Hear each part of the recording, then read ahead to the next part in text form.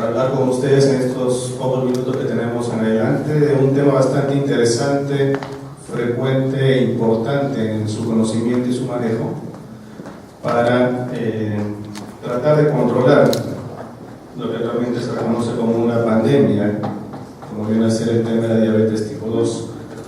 Los felicito por su presencia, es una muy buena iniciativa y vamos a estar rayándonos a cualquier interrogante que pueda surgir al finalizar esta charla. Como les comentaba hace un momento, esta es una epidemia a nivel mundial. En todos los países del mundo hay un incremento de las tasas de obesidad y obviamente de la diabetes tipo 2 asociada a esta.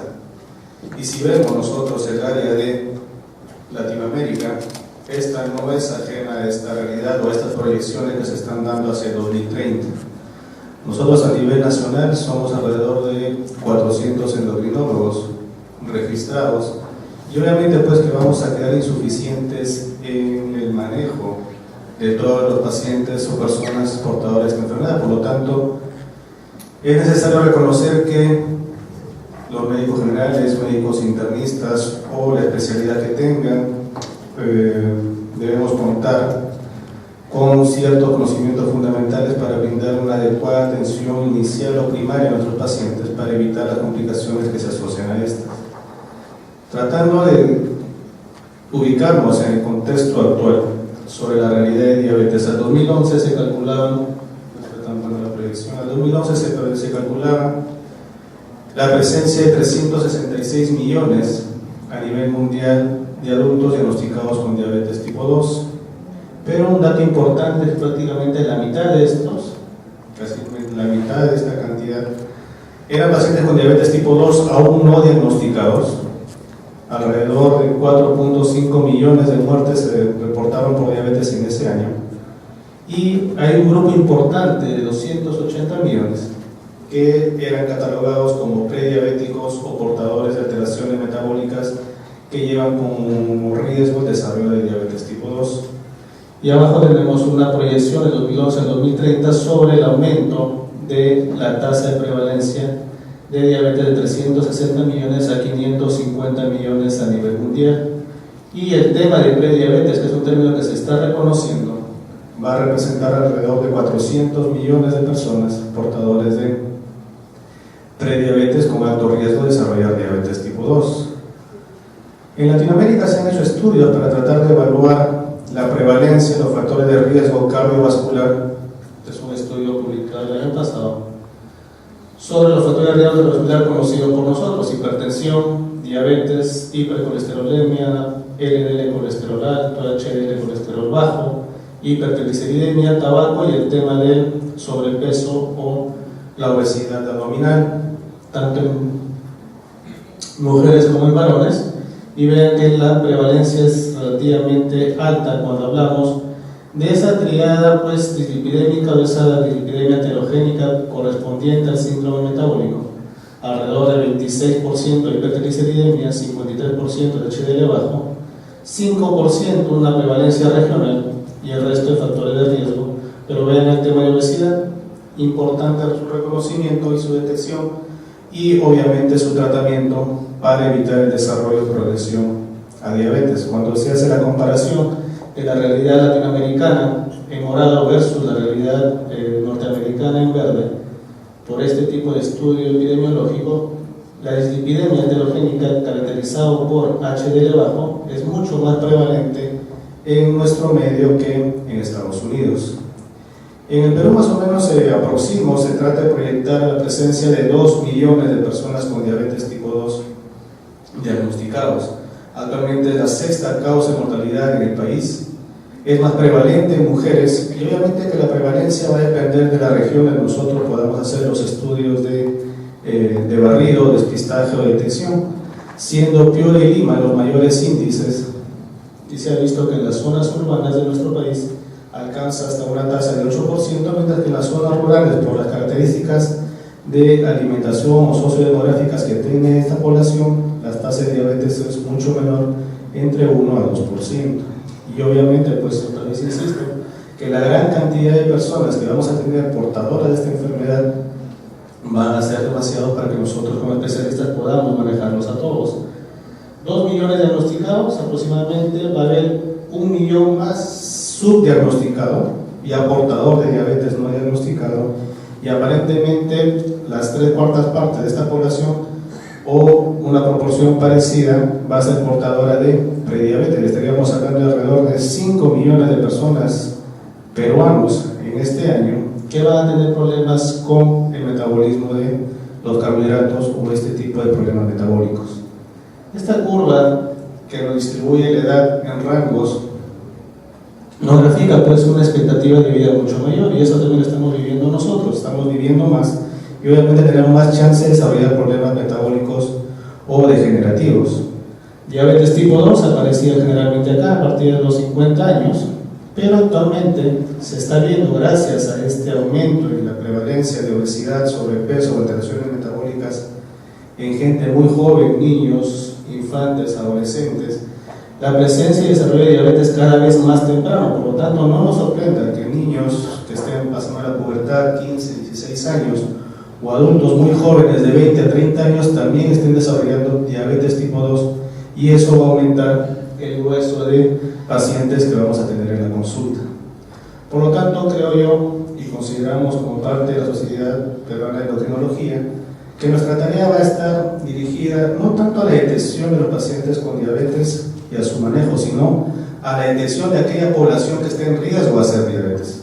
Lo que trabajamos en primer nivel de atención, lo que prestamos atención como médicos de familia, médicos generales, debemos recordar cuál es el grupo poblacional que esté en mayor riesgo de diabetes, y por lo tanto empezar a buscar las alteraciones tempranas a esta edad en estos grupos para una intervención mucho más temprana y evitar que nuestros pacientes lleguen pues sintomáticos o con crisis hiperglicémicas a las emergencias que tenemos en los hospitales generales. Toda persona por encima de 45 años debe buscarse diabetes, y en aquellos menores de 45 años, con la presencia de alguno de los siguientes factores de riesgo, debemos también empezar a pensar en esta posibilidad. La presencia de obesidad o sobrepeso definido por el índice de masa corporal o la circunferencia abdominal, que vamos a ver posteriormente, el antecedente de familiares de primer grado portadores de diabetes, pertenecer al grupo étnico de elevado riesgo, nos consideran a nosotros como latinoamericanos un grupo étnico de riesgo elevado de desarrollar diabetes, por lo tanto todos estamos en ese riesgo. La historia de macrosomía o diabetes gestacional previa, tanto para el producto como para la madre, es un factor de riesgo. La presencia de hipertensión, la dislipidemia heterogénica caracterizada por HDL bajo o triglicéridos altos, y a la presencia de esas alteraciones en la glucosa, como viene a ser la prediabetes, definido como intolerancia o glucosa alterada en ayunas. Y estos son los criterios que todos lo conocemos, todos lo manejamos para hablar de la presencia de diabetes en nuestros pacientes. La determinación en 2 oportunidades diferentes de una glicemia mayor o igual a 126, síntomas de hiperglicemia, la famosa poliuria, pelidipsia, la pérdida de peso, y una medición de glucosa en cualquier momento mayor o igual a 200, o cuando tenemos factores de riesgo y hacemos una prueba de tolerancia, la detección a las 2 horas post ingesta del agua azucarada con un nivel de glucosa mayor o igual a 200 nos hace el diagnóstico de diabetes. El cuarto punto es un criterio que se está acuñando en los últimos años, es la determinación de la hemoglobina glicosilada, y tener un valor por encima de 6.5% se está postulando para también ser un criterio que nos permita establecer el diagnóstico de diabetes. Acá simplemente una llamada de atención es el hecho de determinar con un método de laboratorio estandarizado y reconocido como por su exactitud o precisión, ese que se debería utilizar para tratar de establecer ese criterio como diagnóstico en nuestro medio. Actualmente nosotros en Lima tenemos diferentes métodos de laboratorio, diferentes laboratorios que miden glicosilada, pero ninguno de los métodos que se está usando de manera frecuente está estandarizado a nivel internacional como para aceptarlo como criterio. Por lo tanto, la recomendación es, nos va a dar una idea de cierto, pero si esa glicosilada no ha sido determinada por cromatografía líquida de alta performance, o sus siglas HPLC, como método de laboratorio para su medición, no debemos considerarla como un criterio fuerte para hablar de presencia de diabetes. Por lo tanto, sigamos utilizando los criterios en base a la glicemia y en base a la característica de cada paciente para hacer el diagnóstico respectivo. Y en relación a prediabetes, comentábamos previamente, son dos condiciones. Una es la glucosa alterada en ayunas, cuando encontramos una glicemia entre 100 y 125, reconociendo como 100 el límite superior normal, y cuando hacemos una prueba de tolerancia a la glucosa, encontrar una glicemia a las 2 horas post ingesta del agua azucarada entre 140 y 199 miligramos por decilitro, aceptando como normal máximo 140 en las personas sin diabetes. ¿De acuerdo? Estas son las curvas que nosotros podemos encontrar. Generalmente la curva suele durar solamente 2 horas, raro es extendernos hasta las 5 horas cuando pensamos en diabetes. Hay una moda actualmente de hacer curvas combinadas midiendo glucosa e insulina. Eso lo que nos hace a nosotros como especialistas darnos una idea de cuál es el estado real del manejo del organismo de los carbohidratos, pero desde el punto de vista de salud pública o de estudio poblacional, solamente nos debería bastar con 2 valores de glicemia en ayunas y 2 horas después de la carga de glucosa cuando queremos hacer estudios grandes o detección temprana a poblaciones pues muy extensas. Se pueden medir se puede hacer las 5 mediciones de la curva real: 0, 30, 1 hora, 90 y 2 horas. Es la curva que se suele hacer en el hospital donde trabajamos, pero para el tema de costos y el tema de facilidad de interpretación y practicidad, en ayunas y a las 2 horas son 2 puntos que nosotros deberíamos pedir como mínimo cuando pedimos una tolerancia a la glucosa en nuestro paciente con riesgo. ¿De acuerdo? No es necesario hacer a todos la medición de las curvas de glucosa con insulina, tampoco es necesario hacer la extensión de la curva hasta la 3ª, 4ª o 5ª hora post ingesta del agua azucarada. Les traigo el tema de diabetes tipo 2. Me encargaron de hablar sobre todo diabetes. Ustedes entenderán que diabetes es todo un mundo, nos pasaríamos días hablando de diabetes, pero diabetes tipo 2 es lo que todos debemos recordar y manejar, ya que es el principal tipo de diabetes, y es lo que solemos ver nosotros en la consulta, ya que esta representa una de las primeras causas de consulta en la especialidad. Junto a la obesidad, sobrepeso, diabetes tipo 2 representa una gran carga en la consulta ambulatoria. Y la diabetes tipo 2, pues sabemos que es un desorden poligénico, la cual resulta de la interacción de factores genéticos que, sumados a factores ambientales como la obesidad, el sedentarismo, una dieta rica en grasas y carbohidratos de rápida absorción, llevan a lo que nosotros conocemos al mecanismo fisiopatológico de la resistencia a la insulina, que viene a ser prácticamente el origen de todas estas alteraciones antes, durante y después del diagnóstico de la diabetes. Entonces, no vamos a revisar todo el cuadro, simplemente recordar que una persona con diabetes tipo 2 va a desarrollar hiperglicemia porque va a haber una alteración en la secreción de insulina y una alteración en la acción de la insulina caracterizado por la resistencia a esta hormona. Y existen factores genéticos ambientales que pueden promover una mayor alteración en la secreción de insulina, una disminución de la secreción de esta hormona, y así van a haber factores genéticos y ambientales que van a explicarme o van a desencadenarme o van a promover una mayor resistencia a la insulina. Dependiendo de cada persona, entonces, con qué background genético nace, a qué factores ambientales se expone, una persona con diabetes tipo 2 puede desarrollar predominantemente una alteración en la secreción de insulina, o puede desarrollar predominantemente un tema de resistencia a la insulina, y la combinación de ambas terminar en el desarrollo de hiperglicemia y posteriormente alteraciones en la célula beta, que va a terminar pues en el desarrollo de hiperglicemia. Por lo tanto, se concluye que la diabetes tipo 2 es el resultado de la suma de la resistencia a la insulina y a la falla progresiva de la célula beta. ¿De acuerdo? Cuando hablamos nosotros de resistencia a la insulina como el punto fisiopatológico que arranca o inicia todas las alteraciones metabólicas en nuestros pacientes, nos referimos a que la insulina en estos 3 órganos, músculo, hígado, tejido adiposo, no actúa como debe ser, y esto trae consigo todas las alteraciones metabólicas consiguientes a ello. Para vencer esa insulinoresistencia, el páncreas produce más insulina, lo cual lleva a una hiperinsulinemia compensatoria. Este es un círculo vicioso, ya que van a haber órganos que van a seguir respondiendo a la acción de la insulina, como es el tema de los vasos sanguíneos, las arterias van a estar expuestas a un exceso de insulina, los riñones de igual forma, y eso va a traer pues, como consecuencia el tema de hipertensión o aterosclerosis, como bien sabemos. Insulinoresistencia y hiperinsulinemia trae consigo alteraciones en el metabolismo de carbohidratos, como veíamos en la diapositiva anterior, y acá simplemente recordar que no solamente es el tema de glucosa, sino es el tema de ácidos grasos lo que se altera en nuestros pacientes con prediabetes y diabetes.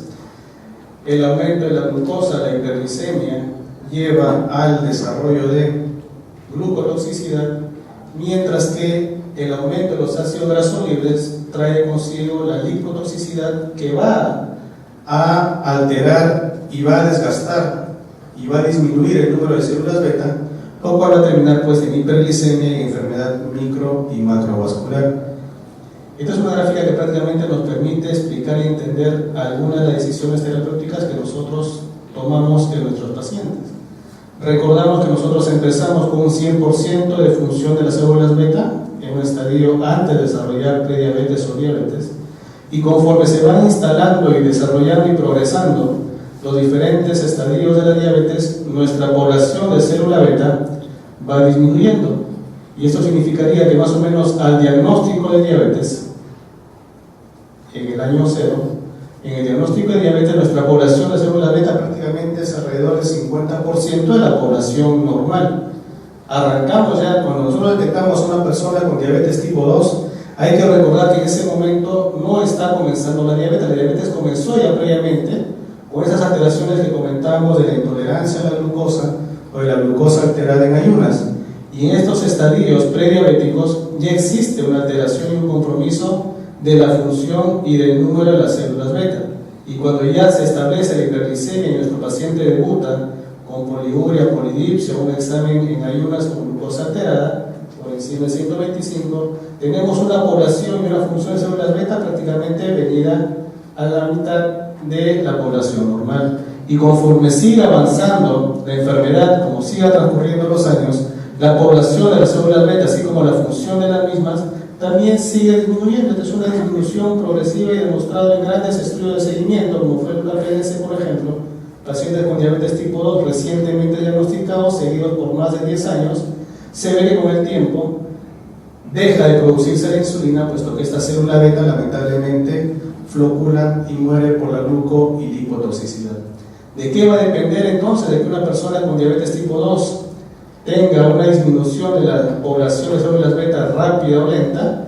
Del control adecuado y óptimo que podamos darle al momento de su diagnóstico, pero idealmente sería detectar y trabajar antes de que esto ocurra. Estas son 4 curvas que siempre me gusta mostrarlo, tanto en las clases de pre y posgrado, que nos grafica cómo se comporta la insulina y cómo se comporta la glucosa en el transcurso del tiempo en una persona normal con prediabetes o intolerancia a la glucosa y cuando ya desarrolla diabetes. Arriba está el tema de la insulinoresistencia. Vean que en personas normales esta no existe o es mínima, pero conforme va desarrollando el estadio prediabético, la insulinoresistencia llega a su máxima expresión, desencadenando el tema de diabetes. Y veamos cómo es la secreción de insulina normal en las personas sanas. En el estadio prediabético existe una hiperinsulinemia compensatoria que quiere vencer la insulinoresistencia que se está desarrollando, pero al momento que ya se desencadena o se despierta la diabetes, la secreción de insulina cae prácticamente por debajo de lo normal. ¿Y qué pasa con la glucosa? En ayunas, normal. En los estadios prediabéticos, normales. Hay una población de personas que tienen la glucosa en ayunas normales, pero ya tienen intolerancia o diabetes inclusive. Y ya en el desarrollo de diabetes, pues es la hiperglicemia que todos vemos. Pero antes de que se altere la glucosa en ayunas, la que se altera es la glucosa postprandial. Este empieza a subir ya en los estadios prediabéticos y obviamente que se hacen mucho mayores cuando la persona desarrolla diabetes tipo 2. Esta es una relación que debemos recordar y mantener y ver en todos nuestros pacientes que tienen diabetes tipo 2. Estos tienen como mecanismo fisiopatológico fundamental insulinoresistencia, y esa insulinoresistencia trae como consecuencia 2 grandes cosas: aterosclerosis, enfermedad cardiovascular y diabetes tipo 2, pasando por todas las alteraciones que nosotros hemos aprendido cuando hablamos de síndrome metabólico o síndrome de resistencia a la insulina. Y acá resumimos los efectos de la resistencia a la insulina en personas con diabetes tipo 2, en los cuales existe hiperglicemia crónica, lo cual trae como consecuencia el desarrollo de complicaciones microvasculares, retinopatía, nefropatía y neuropatía diabética. Pero recordar que existe exceso de insulina antes del desarrollo de diabetes, es decir, la hiperinsulina compensatoria, ¿de acuerdo? Y recordamos que existe aún efecto normal o conservado de algunos tejidos hacia las concentraciones de insulina que responden de manera normal hacia esta hormona. A nivel del riñón retiene sal, por lo tanto provoca hipertensión, existe un aumento de la actividad adrenérgica. A nivel del ovario, la insulina produce una mayor formación de andrógenos, lo cual nos explica la presencia del ovario poliquístico. Entonces, recordar que una persona con diabetes tipo 2 es tanto hiperglicemia y enfermedad microvascular, así como hiperinsulinemia y enfermedad cardiovascular o macrovascular, lo cual termina en aterosclerosis sistémica y mayor mortalidad cardiovascular. Y es por eso simplemente que quiero dejar el mensaje que la persona con diabetes tipo 2 no solamente es hiperglicemia, sino también es la presencia de otros factores de riesgo cardiovasculares, como es el tema de la hipertensión. Hay estudios que reportan una presencia de 50% de hipertensión en pacientes con diabetes tipo 2, hipercolesterolemia en la tercera parte de pacientes, y por lo tanto, simplemente recordar que en el manejo de nuestros pacientes debemos tener en consideración el tratamiento también de estos factores de riesgo para disminuir complicaciones micro y macrovasculares. Cuando nosotros detectamos diabetes, solamente estamos detectando la punta de un iceberg que comienza desde los genes en la base, que conforme optemos por estilos de vida inadecuados, vamos a desarrollar todo el síndrome metabólico, síndrome de resistencia a la insulina, obesidad central, relación cintura-cadera, hiperinsulinemia, dislipidemia heterogénica, hipertensión, y posteriormente vamos subiendo las alteraciones propias ya de la glucosa, con glucosa alterada en ayunas o intolerancia a la glucosa, y posteriormente el desarrollo de diabetes. Nosotros debemos ser capaces de encontrar a nuestros pacientes más en la base que en la punta de este iceberg. Tenemos la historia natural de la diabetes, factores ambientales que podemos corregir, susceptibilidad genética que no podemos intervenir, pero debemos recordar y registrar en la historia clínica, y tratar de disminuir esos factores ambientales que van a desarrollar o que van a permitir un desarrollo posterior de diabetes tipo 2, como es la obesidad, el sedentarismo y algunos estilos de vida inadecuados. El momento del diagnóstico es acá, pero vean que hay un año y años anteriores de alteraciones micro y macrovasculares, se desarrolla hiperglicemia, hipertensión, luego las complicaciones después de algunos años, y al final el paciente termina incapacitado por ceguera, insuficiencia renal en diálisis, enfermedad coronaria con insuficiencia cardíaca o amputación de miembros inferiores. Esto es lo que estamos viendo en los hospitales, esto es lo que vemos constantemente en la consulta, y esto es lo que ustedes van a ver en su práctica, ya sea público o privado. Por lo tanto, el objetivo es trabajar acá, empezar a intervenir en este momento para evitar el desarrollo y progresión de eventos que estamos revisando en esta lista. Y para resumir simplemente, el tema de hiperglicemia, decíamos en un momento, que era disminución de la secreción de insulina, una de sus causas, junto con el tema de resistencia a la insulina en el músculo, el hígado y el tejido adiposo. ¿De acuerdo? Pero actualmente se reconocen que hay otros órganos que también intervienen para que esta hiperglicemia se desarrolle y se mantenga en el tiempo. Deben haber escuchado ustedes del sistema incretina, ese sistema hormonal que comunica el intestino delgado con las células del islote de Langerhans y el sistema nervioso central. Las hormonas incretinas actualmente están siendo un boom en la terapéutica de diabetes, y se dice que las personas con diabetes tipo 2 tienen este efecto de incretina disminuida y explicaría la hiperglicemia también en nuestros pacientes. Las hormonas que se producen en el intestino delgado, la fundamental es el péptido semejante al glucagón, el GLP tipo 1, actúa a nivel del cerebro disminuyendo el apetito, actúa a nivel del estómago disminuyendo la velocidad de vaciamiento gástrico, y actúa a nivel de las células del islote de Langerhans, a nivel de las células beta, fomentando una mayor secreción de insulina y disminuyendo la secreción de glucagón. Existe un incremento en la lipólisis, esto lo sabemos, esto causa lipotoxicidad, muerte de la célula beta. Existe un aumento en la reabsorción tubular de glucosa a nivel del riñón. Por esa razón hay medicamentos, y recientemente se ha lanzado en nuestro medio un medicamento que disminuye o bloquea la reabsorción tubular de glucosa, favoreciendo glucosuria y disminuyendo los niveles de glucosa en sangre. A nivel del sistema nervioso central se ha reconocido que hay neurotransmisores a nivel del hipotálamo que están disminuidos, están alterados, aumenta el apetito, disminuye la secreción de insulina y por lo tanto aumenta la glucosa. El hígado tiene un papel fundamental, es resistente a la insulina y por lo tanto favorece una mayor producción hepática de glucosa, fundamentalmente en las noches. Existe un aumento en el glucagón, como comentábamos, y todo esto nos conlleva al desarrollo de hiperglicemia, y actualmente tenemos medicamentos que nos tratan de corregir una o varias de estas alteraciones que estamos mencionando en este momento. Cuando hablamos entonces en relación al tratamiento o al manejo, debemos reconocer que van a haber factores que podemos modificar y otros factores que no podemos modificar. Mencionamos el tema de la expectativa de vida, de la edad, y por lo tanto la edad es un tema que no podemos trabajar, pero que consideramos para la elección del tratamiento que vamos nosotros a prescribir. Y en relación a los factores modificables, sí, pues sí somos capaces y debemos empezar a hacerlo y enseñar a nuestra gente sobre el tema de estilos de vida en relación a dieta y actividad física para disminuir las tasas de obesidad. Por lo tanto, el tema de el manejo debe ser una cuestión integral, no solamente es cuestión de prescribir medicamentos y nos olvidamos de nuestro paciente a la siguiente consulta.